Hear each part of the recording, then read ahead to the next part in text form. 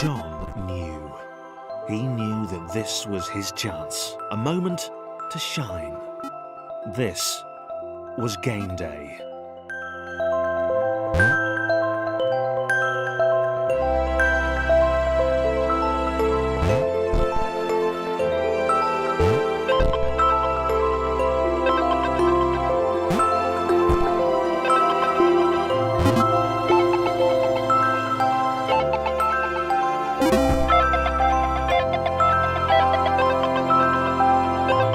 This would not do. John needed room to show off his exceptional skills. As it was, he was trapped on the wrong side of these little dot things. Where did they come from, anyway?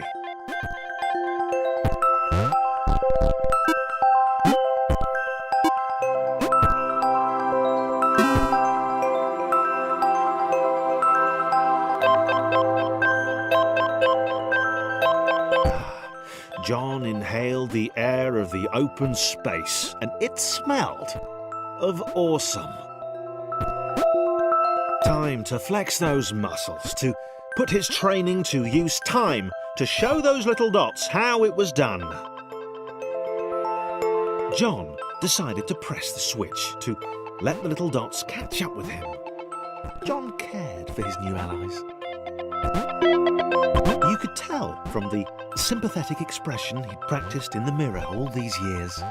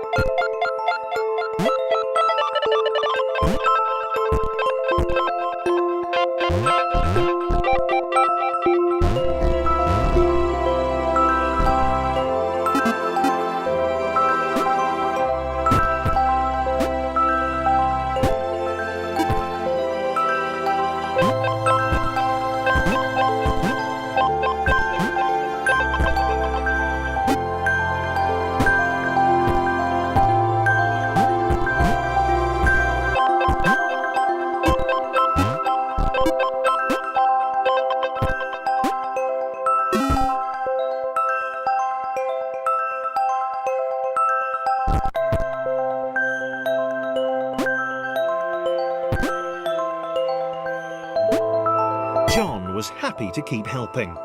He felt it was important to his image that he was seen to help the little guys.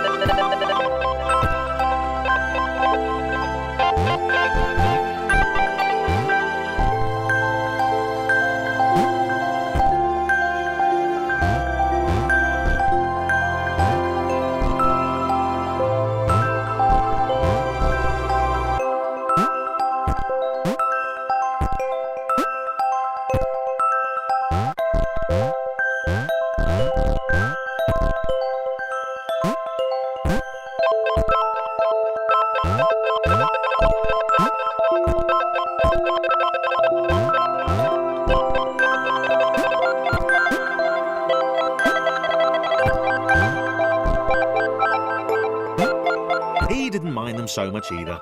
The red one, Thomas, had a charming way of applauding every time John jumped.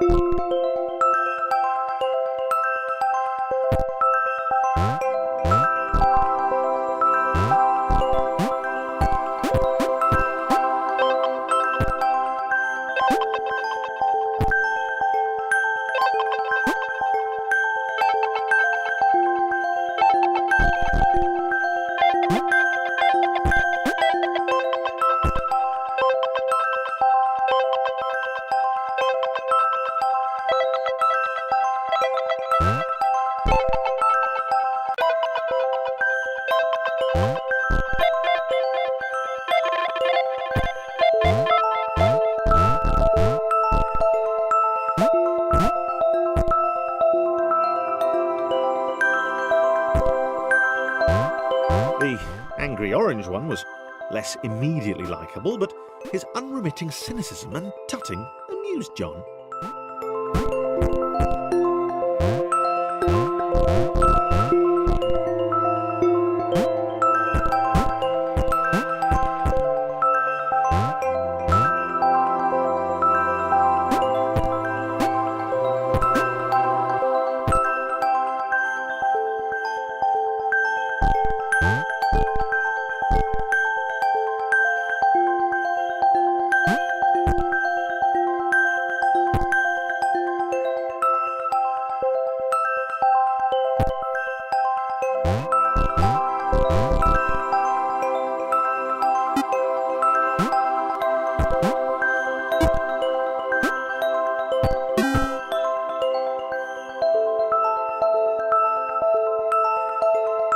This was interesting.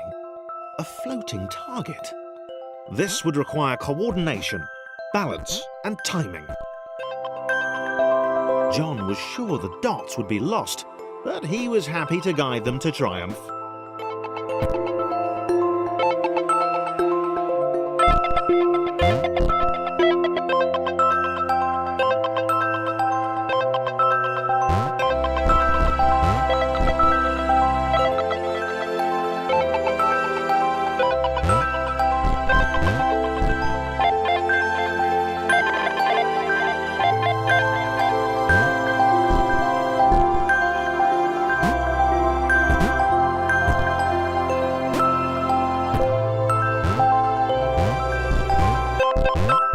Maybe that's what the dots were for. They were there to extend John's reach, to make his performance even more impressive. John liked the thought. He decided to keep them.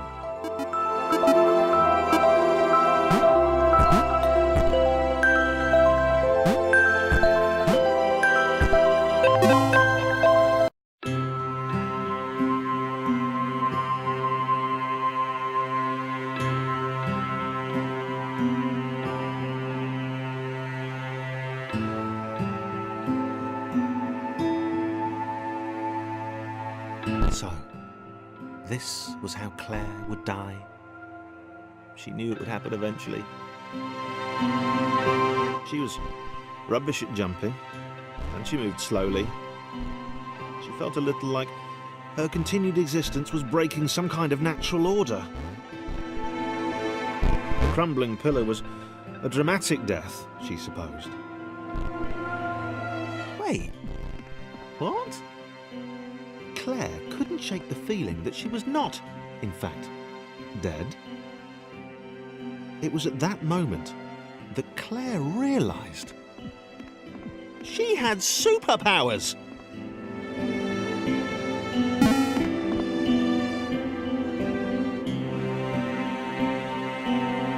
She'd need a cape. There was no getting around that. You couldn't be a superhero without a cape. Claire didn't want confusion. If you saw a cape, that made matters clear. You knew what you were dealing with. Claire was all about communication. And, you know, floating in water, which was her superpower.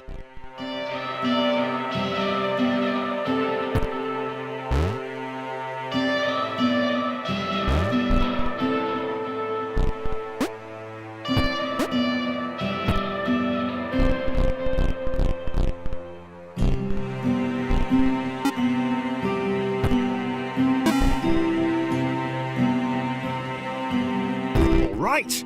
Fear not, my skinny friends, for I am Claire, and I will save you! Claire needed to come up with a superhero name as soon as possible. Claire was rubbish.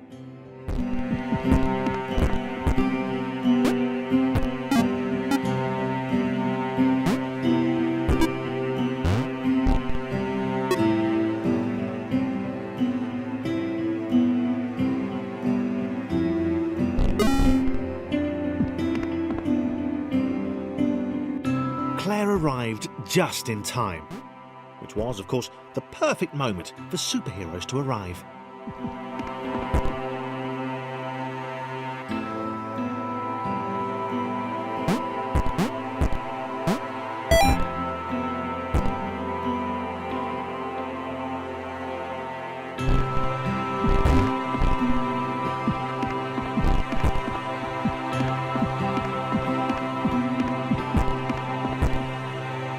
As the water began to rise, Claire vowed to save this little rectangle in as many restarts as it took.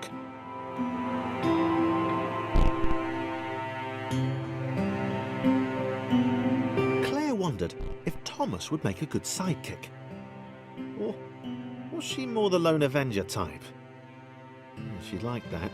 The sole hero in a world of rectangles and conveniently placed pools of toxic water.